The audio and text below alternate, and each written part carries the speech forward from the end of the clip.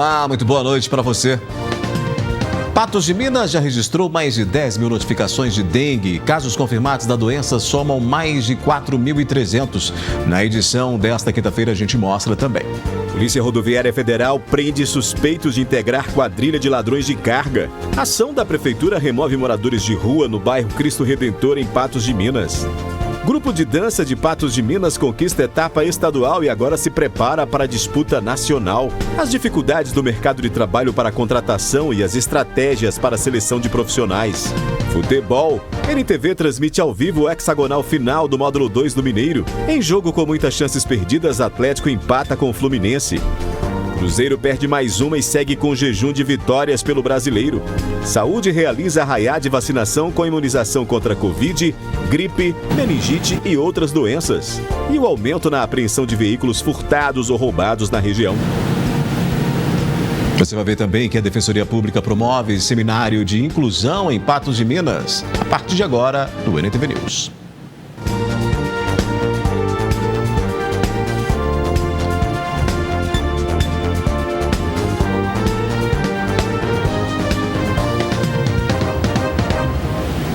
A Polícia Civil falou hoje sobre a investigação e a localização de 7 cabeças de gado furtados na região de Patos de Minas, mas que foram localizadas na Bahia. O fato aconteceu no dia 3 de junho. Por meio de investigações, a Polícia Civil descobriu que mais 20 cabeças de gado foram furtadas, porém não se sabe de quem são esses animais. Os 7 bovinos foram encontrados no povoado das Almas, município de Itaguaçu, na Bahia. Identificadas 2 vítimas. A primeira vítima deu falta de 9 animais. E a segunda vítima deu falta de um garrotinho. O frete, do qual partiu de Patos de Minas para Irecê, na Bahia, levou 30 animais. Inclusive, os 30 animais consta da nota fiscal emitida pelo IMA, de São Gotardo. A Polícia Civil, numa ação coordenada entre a Polícia Civil de Patos de Minas, Carmo do Paranaíba e a Polícia Civil da Bahia, sabendo, nós chegamos à localização onde o gado havia sido deixado na fazenda em Irecê.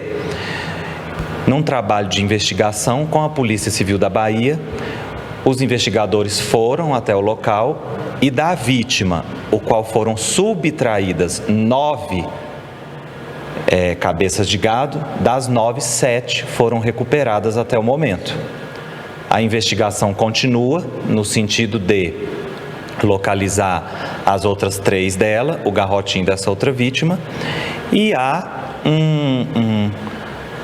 uma questão a ser fechada. Essas 20 cabeças de gado, do qual seguiram no mesmo frete, não existe ocorrência registrada por ninguém da região de Curraleiro e de nenhum outro local.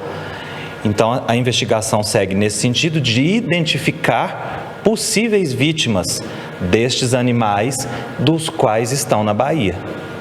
E, doutor, inclusive uma pessoa foi presa, né, suspeita de ser o autor, né, deste crime. Sim, na verdade, o crime já está apurado. A pessoa foi presa na cidade de Vespasiano, na data de ontem, numa ação, mais uma vez eu reitero, de forma coordenada entre a Polícia Civil de Minas Gerais, do qual estávamos o acompanhando, e como ele havia um mandado de prisão em aberto, ele foi cumprido em Vespasiano e ele recambiado à unidade prisional daquela comarca. Doutor, qual seria a participação dele nesse crime? Ele, na verdade, é o autor. Existem outras pessoas que são coautores, a investigação ainda segue, não foi finalizada, mas o autor foi esta pessoa do qual encontra-se presa em Vespasiano. Agora, a gente voltando a falar sobre os animais, né? Ainda tem esses 20 que segue apurando para descobrir de onde são, quem são os proprietários. Inclusive, se alguém aqui, né, da região de Curraleiro sentir falta, né, destes animais, é só entrar em contato com a Polícia Civil. Isso. É só entrar em contato com a Polícia Civil ou nos procurar na rua Carajás, 461, terceiro andar. Nós possuímos alguns vídeos enviados pela Polícia Civil da Bahia, algumas fotos, e alguns consta a marca do gado, né, para poder estar efetuando o reconhecimento. Inclusive, esses vídeos foi disponibilizado para a gente da imprensa, se não estiver enganado, vai estar passando aí na tela do pessoal de casa. E, doutor, uma última informação que é importante. Como que é feito, né, para se descobrir que o animal foi furtado, né, através de algumas marcas? Porque tem-se essa dúvida também. Sim, geralmente o proprietário ou o fazendeiro, o caseiro, eles têm um conhecimento do gado do qual eles lidam, né? E aí, a depender, por exemplo, a vaca leiteira geralmente é identificada com um brinco, um outro animal de corte tem a marca daquele proprietário no quadrante traseiro, e aí tem a raça do gado, se é um gado Nelore, um gado cruzado. São todos esses fatores que levam as vítimas a reconhecerem.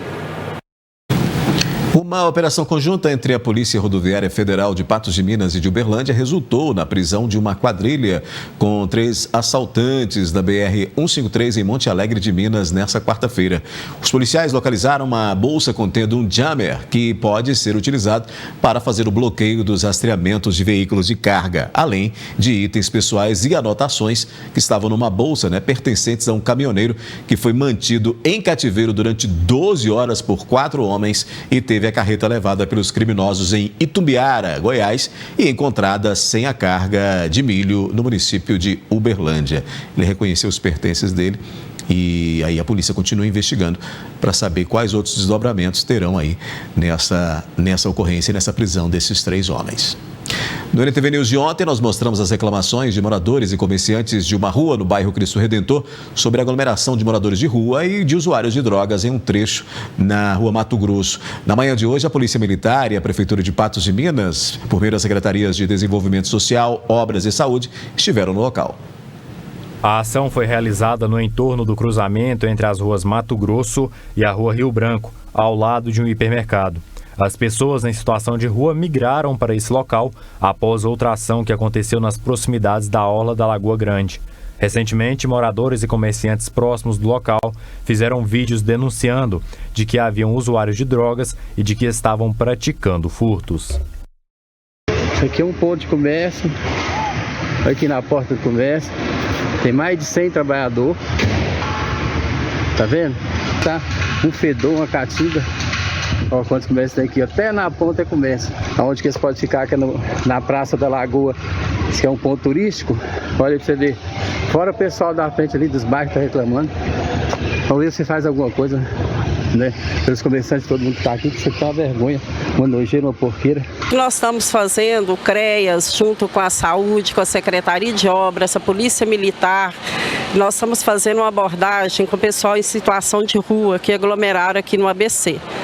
Nós estamos fazendo um acolhimento, oferecendo para eles passagem para o retorno à cidade de destino deles, oferecendo um banho, organizar a documentação para quem não tem, o abrigo. No caso aqui nós temos muitas pessoas que são moradores de Patos, então eles não querem retornar para a casa deles. Então é a orientação que a gente faz para eles retornarem para a casa deles. Participaram da ação o CREAS, a Secretaria de Saúde, a Secretaria de Obras e a Polícia Militar. Durante as abordagens, foram oferecidos banhos. Nos casos em que os moradores de outras cidades foi oferecido passagens, também foi conscientizado sobre o CAPS-AD e foram convidados para realizar esse tratamento. Nesse primeiro momento, acho que é difícil a gente dar uma certeza de que essas pessoas vão estar lá, vão ir até o serviço, até porque a gente entende que tem a questão da distância, né? Que hoje o CAPS está numa localização não muito próxima de onde eles realmente ficam, que é aqui na questão mais central, né? Mas alguns já falaram dessa intenção de poder fazer o tratamento. A gente sabe que nesse primeiro momento talvez tenham falado por uma questão de falar mesmo, né? Mas a ideia é que a gente possa fazer essas abordagens com o pessoal de desenvolvimento social outras vezes. Inclusive a gente estava tentando firmar essa parceria ali com o pessoal de desenvolvimento social para a gente poder ir abordando e criando esse vínculo com esses pacientes, para eles realmente, para a gente poder realmente tentar entrar nessa questão do cuidado em saúde. A maioria dos abordados nessa ação foram patenses. Em nenhum dos casos dos abordados havia um mandado de prisão em aberto. A expectativa, de acordo com os órgãos, é de que novas ações voltem a acontecer. A Polícia Militar, no primeiro momento, é responsável por verificar se há mandados de prisão, qual que são os prontuariados e se na posse desses está algum ilícito. Arma, seja arma de fogo ou arma branca, seja drogas ou outras situações. Não encontrado nenhum vestígio, nenhuma propriedade aí de crime, nós vamos garantir o dever de polícia dos órgãos competentes que aqui estão.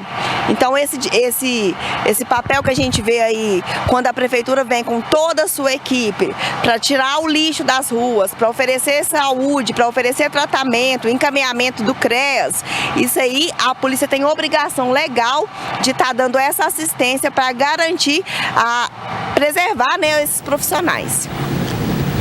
Depois do intervalo aqui no News, o grupo de dança de Patos de Minas conquista a etapa estadual e agora se prepara para a disputa nacional e as dificuldades do mercado de trabalho para contratação e as estratégias para a seleção de profissionais.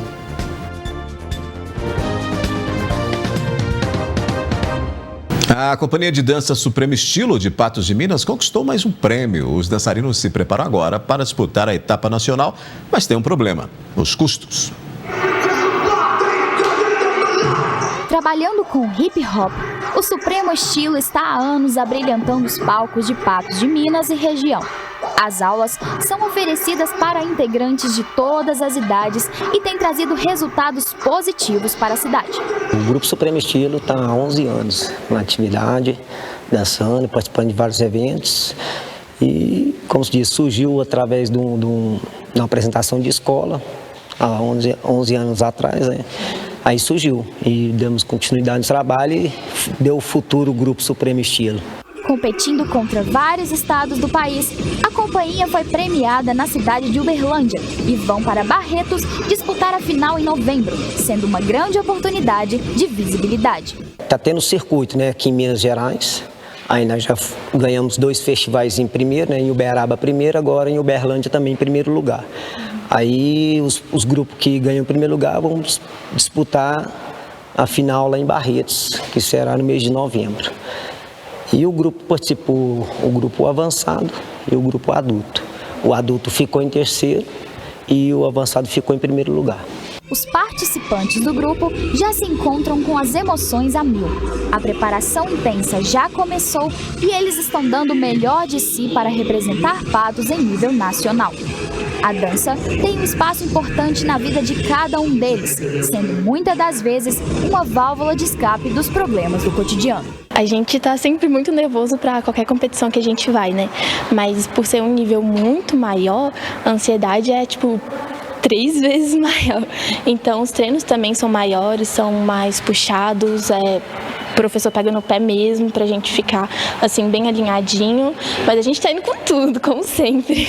Ele tem uma importância muito boa na minha vida e fez eu acostumar mais com a dança e com a escola. Quando eu comecei a dançar, foi uma forma que eu achei para me libertar. Me senti muito bem, até a minha autoestima melhorou, o meu físico melhorou bastante. Eu tinha, bastante problema, graças a Deus hoje em dia não tenho. A dança para mim significa muito, porque eu falo, foi a dança que me salvou, Graças a Deus. Aí tem as competições, sou grata pelo professor, pelo Kleber, porque se não fosse por ele, a gente não tava aí onde a gente está hoje, a gente não tinha conseguido o que a gente conseguiu hoje. Devido aos altos valores, eles pedem ajuda para custear a viagem. O apoio da população é de suma importância para que eles consigam estar na final. Pedindo agora para os empresários ou a prefeitura que possam nos apoiar nesse festival de Barretos, porque o grupo está competindo a vários festivais e trazendo muitos resultados bons para Patos de Minas. Já fomos campeões já várias vezes, os meninos pequenos, igualzinho tem ela aqui, que já foi campeã 2 vezes, nos campeonatos regionais, mineiro. Então eu queria ver se eles podiam estar dando uma força para ajudar, para nós estar aí nesses festivais e ir para Barretos, para competir, que vai ser muito importante para a Patos e para o grupo também. E para quem tiver interesse em ajudar, basta entrar em contato pelo número 34 99696 9122. E para doações, é só enviar pelo Pix 025 794 956 90.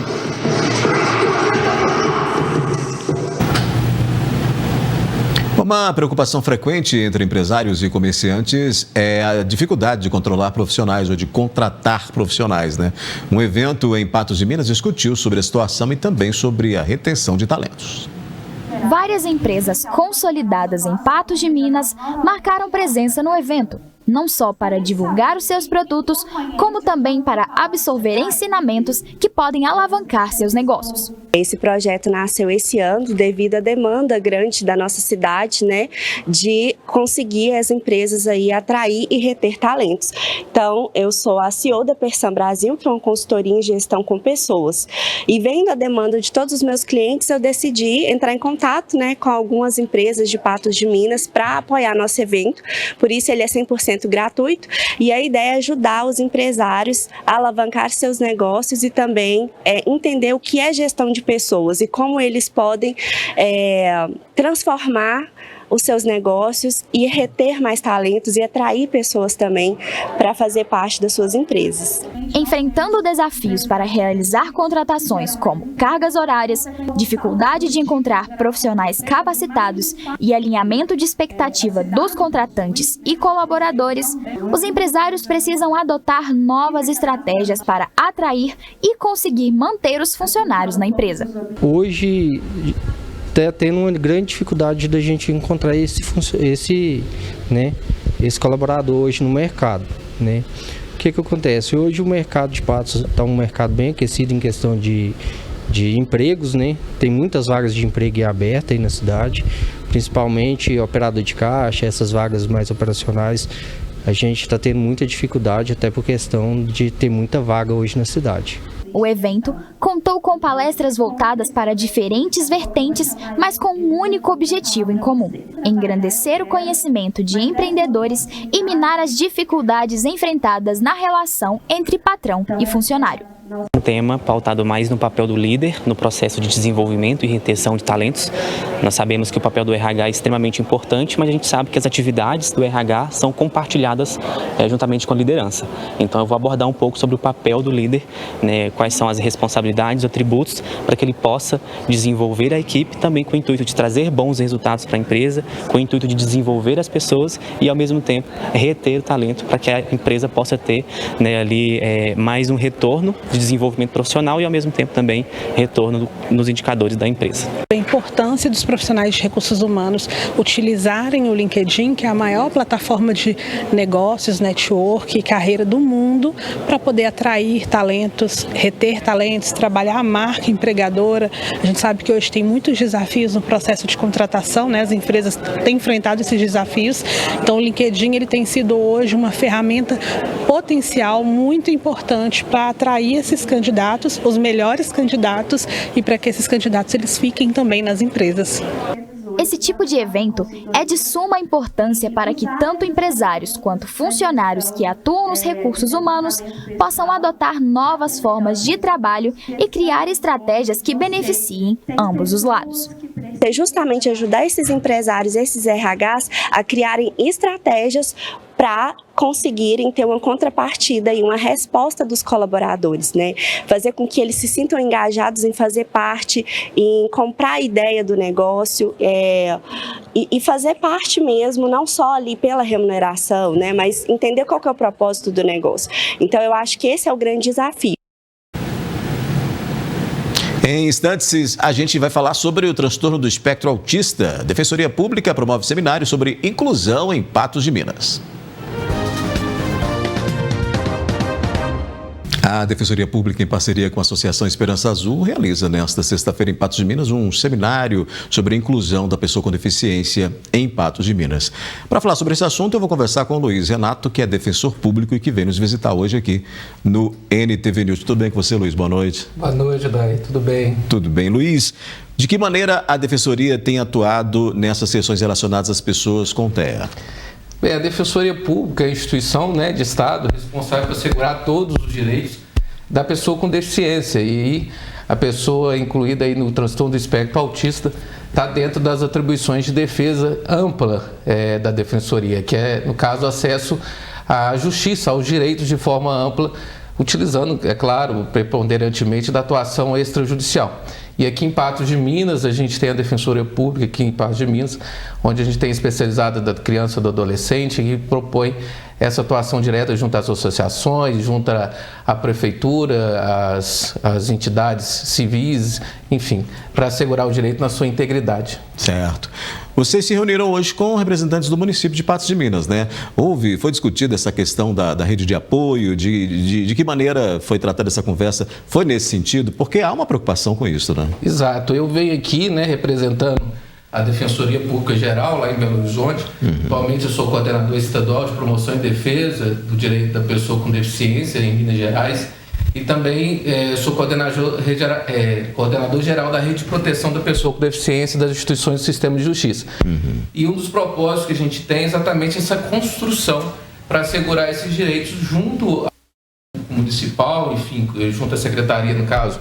A gente teve representantes da Secretaria de Educação, da Secretaria de Saúde, para proporcionar que as famílias e as pessoas com deficiência, as pessoas com autismo diretamente, tenham assegurado seus direitos de forma célere, de forma rápida, sem a necessidade da interposição de ações judiciais, A Defensoria Pública, como instituição de Estado, está aqui para assegurar os direitos de forma ampla e rápida e eficaz, E a atuação extrajudicial é fundamental. Por isso que eu venho representando essa rede de proteção, representando a Defensoria Pública Geral, para trazer não só para Patos de Minas, mas para toda a região, essa iniciativa dessa construção de rede de apoio para a implementação dos direitos.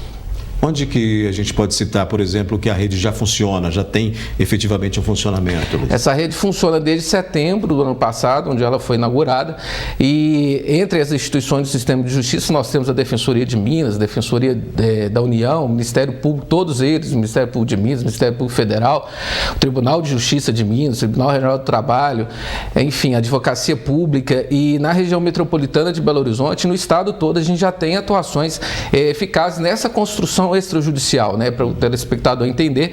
A atuação extrajudicial é exatamente aquela atuação que não necessita da ação judicial, que a gente consegue com que os direitos cheguem à população de forma direta. O defensor público, o promotor de justiça, a gente tem atribuições, poderes institucionais que fazem com que a gente consiga, junto às repartições, sejam públicas ou privadas, que esse direito ele chegue independente de uma decisão judicial. E é claro, utilizando os métodos de soluções de conflitos, métodos adequados, numa propositura de construção coletiva, A gente não está aqui apenas para apontar os defeitos, mas se envolver com a solução deles e de uma forma participativa com a sociedade em geral, com as entidades públicas, com as entidades privadas. É uma nova forma desse direito chegar, Odai.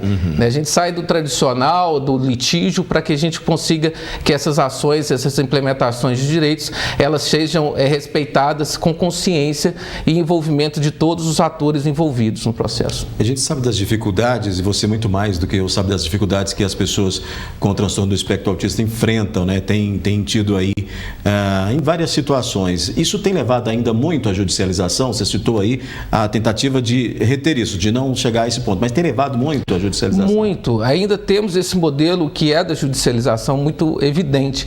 E eu acredito que isso pode ser alterado.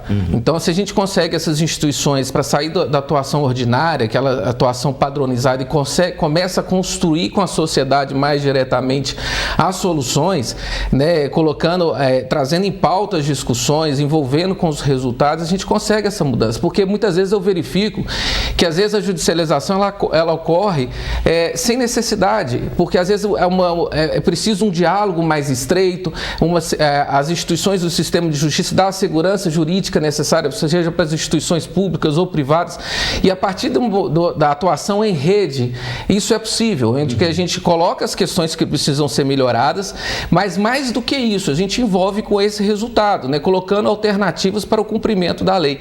E é isso que é necessário. A partir do momento que a gente tem esse envolvimento mais direto, a gente tende a não ter mais a necessidade da judicialização, porque a sociedade, a comunidade como um todo, ela passa a entender as necessidades dessas ações afirmativas, desses direitos, e começam a cumprir de forma voluntária, porque ela vai ter também o apoio institucional de várias instituições de Estado, vamos dizer assim, que são responsáveis por essa fiscalização e de proporcionar que esse direito chegue de forma tranquila, de forma que não seja desgastante para a pessoa com deficiência, para as suas famílias, enfim.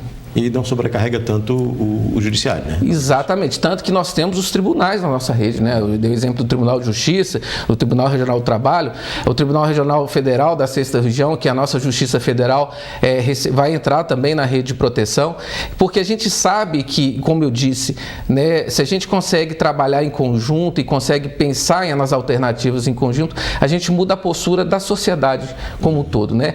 E esse sistema de judicialização, ele é falho, não só por estar abarrotado de processos, Odair, mas até mesmo pela morosidade do processo, né? A gente tem que, o processo civil, o processo penal, enfim, a gente tem que seguir regramentos e que, em relação à pessoa com deficiência, que são pessoas que estão em situação de vulnerabilidade, incluindo a questão do autismo, a gente não pode esperar um provimento judicial, né? Pela morosidade, enfim, e a gente consegue também evitar que uma terceira pessoa tenha que dizer quem tem a razão. A gente chama todo mundo para o processo, para a construção e para que isso seja um envolvimento de todos, com empatia, e também que as pessoas tenham esse engajamento por si mesmos, né? Você percebeu uma adesão, possível adesão do município de Patos de Minas a essa rede de proteção? Já há essa? Sim, hoje a conversa foi muito boa. Eu acredito que Patos de Minas vai ser uma referência não só para a região, mas uma referência para o estado de Minas Gerais, uma referência até para o Brasil, porque eu vi muito envolvimento, ao menos foi o que eu senti entre os órgãos públicos. Essa reunião de hoje eu vim oficialmente ao município, vai ser instrumentalizada para que a gente possa acompanhar o desenvolvimento dessa rede, que ela vai ser uma rede criada pela localidade, né? E se o senhor me permitir também, eu fazer uma referência, amanhã no seminário a gente não terá apenas a representatividade de Patos de Minas.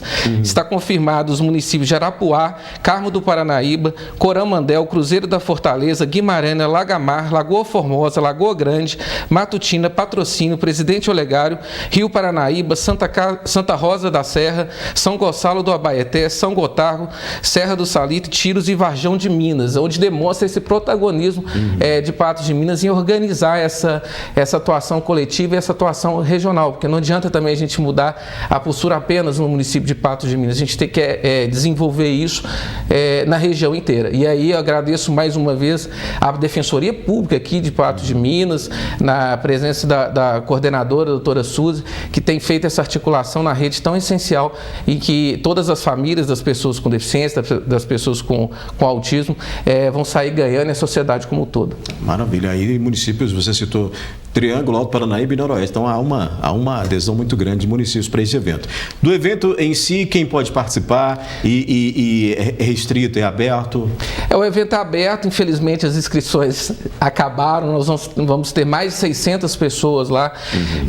Vão participar profissionais da saúde, médicos, auxiliares de enfermagem, enfermeiras, enfim, pessoal da educação, as secretarias de educação, professores, pedagogos, a equipe multidisciplinar, fonoaudiólogos, terapeutas ocupacionais e as famílias e as pessoas com deficiência. O evento é aberto para todo mundo, para a área acadêmica também, e vai ser uma oportunidade de não só de apresentar essas razões da rede, os direitos, como eu estou me propondo a fazer, mas também de ter uma conversa franca e aberta com todo mundo para a gente buscar soluções para essas questões da inclusão, que o direito é para todo mundo, esse planeta é para todos e a gente tem que entender esses paradigmas. Bacana demais. Luiz, bem-vindo a Patos de Minas, obrigado por ter participado aqui conosco do NTV News, portas sempre abertas aí para a Defensoria.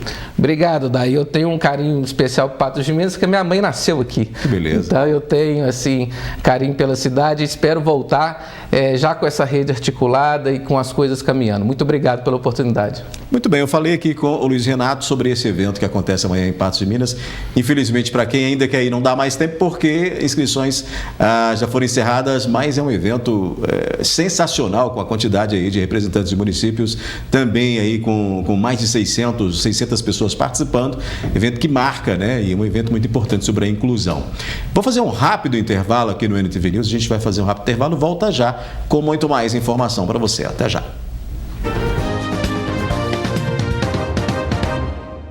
Vamos falar de futebol, né? O módulo 2 do Campeonato Mineiro entra, né, nessa semana na etapa decisiva da competição. E a NTV, em parceria com a Rede Minas, vai transmitir alguns dos confrontos. Neste sábado começa a fase final e um dos jogos com transmissão ao vivo será o duelo entre o RT e a Aimorés. Disputam o hexagonal final do módulo 2 do Campeonato Mineiro, a URT, Itabirito, Boa Esporte de Varginha, Aimorés, Jubá e Uberlândia. Os 6 clubes classificados se enfrentam no sistema de pontos corridos em 2 turnos, ida e volta. E os 2 melhores colocados sobem para o módulo 1 em 2024. Serão 10 rodadas. O hexagonal final começa no próximo sábado e vai até 12 de agosto. Você pode acompanhar alguns jogos pela tela da NTV, em parceria com a Rede Minas. Neste sábado, as transmissões das partidas começam às 14h30, com Itabirito e Boa em Itabirito. Às 15h30, a URT enfrenta o Aimorés no Zama Maciel e a NTV mostra a partida de forma simultânea com a Rede Minas. Daqui a pouco aqui no News, o aumento na apreensão de veículos furtados ou roubados na região. Você vai ver que Saúde realiza arraiá de vacinação contra imunização contra a Covid, gripe, meningite e outras doenças. E ainda, Patos de Minas já registrou mais de 10 mil notificações de dengue.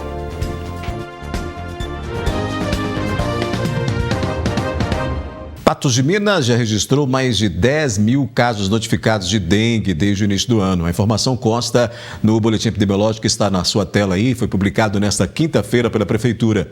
De acordo com os dados, os casos confirmados da doença chegaram a 4.385, ou seja, considerando os números do boletim da semana passada, foram mais 713 confirmações de dengue. Pelo menos 7 pessoas já morreram em decorrência da doença em Patos de Minas. O informe mostra também que neste mês de junho já são 61 confirmações e 3.546 casos aguardam resultados. A Prefeitura informou que o município segue em alerta contra o Aedes aegypti, em epidemia, né? Neste sábado tem arraiá de vacinação em Patos de Minas. 6 unidades do município estarão abertas até às 15h30 para receber a população e todas as vacinas previstas no calendário de rotina estarão disponíveis. A partir das 8 horas da manhã, crianças a partir de 6 meses, adolescentes, adultos e idosos poderão procurar as unidades de saúde para o arraial de vacinação. Está vacinando todo o público, né? A partir de 6 meses de idade, porque a gente tem a bivalente, que é do Covid, a gente tem a meningite, tem os adolescentes, tem os idosos. Então, todo o público acima de 6 meses que não tiver com as vacinas em dia, pode estar procurando as 6 unidades de saúde que vão estar abertas. Serão 6 unidades em funcionamento para atender ao público e ofertadas doses de vacina contra a Covid-19, a bivalente, para acima de 18 anos, meningite C para acima de 16 anos, a CWY para adolescentes de 11 a 14 anos, a vacina da gripe para acima de 6 meses de vida, a HPV para meninos e meninas de 9 a 14 anos e as vacinas do calendário de rotina. Itamaraty, o Padre Eustáquio, Sebastião Amorim, Nova Floresta, Lagoa Grande e Ipanema. O convite então se estende a toda a população que esteja com alguma vacina em atraso. Para estar procurando uma dessas unidades de saúde, para estar colocando a caderneta de vacina em dia, tanto dos filhos como dos adultos, dos idosos, aproveitar a oportunidade que ainda não vacinou da gripe, não vacinou da bivalente do Covid, para estar procurando, para estar se vacinando. Oportunidade para se imunizar, né? Aproveitar aí esse arraiá de vacinação e se imunizar contra essas diversas doenças aí com doses disponibilizadas pelo SUS, né? De grátis. A gente muda de assunto porque a Polícia Militar Rodoviária apreendeu só nesse mês de junho 15 veículos com origens suspeitas de furto e roubo. Os dados são reflexos de uma mudança na lei que trata da adulteração veicular. Ao todo, 15 veículos foram apreendidos, bem como os condutores de cada veículo. A medida foi tomada devido às mudanças na lei quanto à adulteração na identificação dos veículos. A norma, o Código Penal, ele trouxe uma alteração agora em abril desse ano, no artigo 311. Essa norma agora ela é bem ampla quanto a essa questão da adulteração de veículo, ou seja, o condutor do automóvel ele tem que mostrar para a gente, se a gente não conseguir elementos que nos forneçam a procedência lícita daquele veículo, o condutor do veículo tem que mostrar para a gente provar aquela procedência lícita do veículo, através de um documento, por exemplo. O veículo não está com o chassi raspado, o veículo não tem uma placa, o motor já não tem mais número, que foi picotado. Então a gente não tem como verificar se ele é lícito ou não. Nesse caso, de acordo com o atual artigo 311 do Código Penal, é feita a apreensão do veículo, motocicleta, carro, e a prisão daquele que estava conduzindo o veículo naquele momento, né? Ele se torna o responsável pelo veículo naquele momento. A penalidade para o crime de adulteração veicular inclui pena de reclusão de até 6 anos. Prisão para quem está conduzindo o veículo adulterado, ela vai de reclusão até 6 anos. Então o veículo normalmente nem fiança cabe por parte da autoridade de polícia judiciária, polícia civil. Então ela é bem pesada. Isso aí eu entendo que a norma foi feliz ao trazer essas modificações, porque poderia ocorrer que alguns veículos produtos de furto, motocicleta por exemplo, poderiam ser transformados em veículos para trabalhar numa plantação de café, até talvez em outro local, e a gente não tinha como descobrir, porque a gente não tinha elementos. Hoje não. A pessoa, por exemplo, que adquire uma motocicleta em um leilão e usa ela num terreno de café, ela tem que trazer consigo a documentação que comprova a origem lícita daquele veículo. A partir dessas apreensões, os casos são investigados pela Polícia Civil para identificar se os veículos se tratam de produto de furto ou de roubo. A mudança na lei implica também na prevenção aos crimes de receptação. A gente tem que fazer a prisão, a apreensão. A gente vê que isso impacta em vários locais, né? Impacta na questão do furto, da receptação e vários outros crimes também. E continua acontecendo, né? O NTV News está terminando e volta amanhã às 19 horas. Obrigado pela companhia. Tenham todos uma ótima noite e até lá.